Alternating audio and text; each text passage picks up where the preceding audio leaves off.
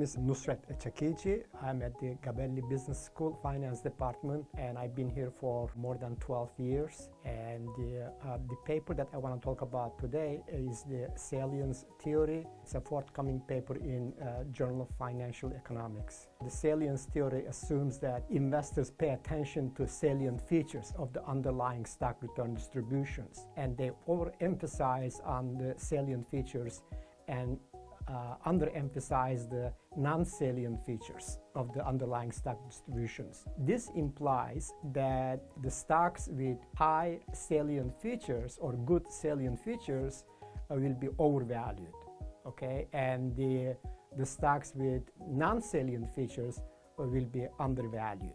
So implication is that you can actually devise a trading strategy and you can make money. So what we did is we re-examined the salient theory or the salient effect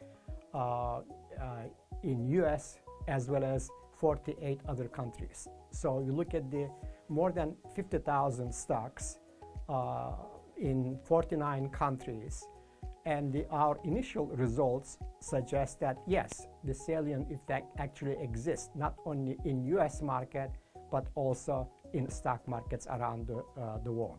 So what we did is we divide the sample into three size groups. We call them micro-cap stocks, the small stocks, and the big stocks. The micro-cap stocks are defined as that they make up only 3% of the total market capitalization, whereas the big stocks make up 90% of the total market capitalization, and the small stocks make up 7%.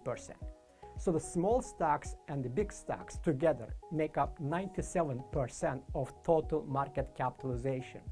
So when we divide the sample into three size groups, and it turned out that the salience effect exists only among the microcap stocks, which are very, very tiny compared to other stocks. That means this is really beyond the institutional investors, that they cannot really trade and invest in those the tiny stocks. The return differential between the high and the low salient stocks is more than 13%. That's annual return, so per month it's like a more than 1%. But then you look at the small stocks and the big stocks, there is nothing there, statistically speaking. So therefore, that the salience effect may not be that important because it doesn't show up in 97% of the total market capitalization. It shows up only in those tiny stocks. And the second result is that this effect, the salience effect, actually typically shows up during extreme market situations. It's only when the market is extremely volatile and the market has huge crash, and that's when the salience effect shows up very strongly.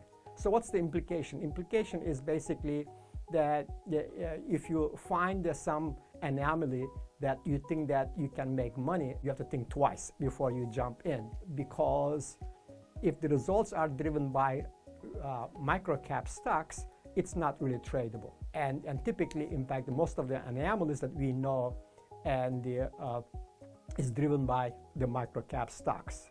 So the salience, the theory, is another example of the same story. Somebody published a paper in JFE last year, and they showed that the salience effect actually is very strong and robust.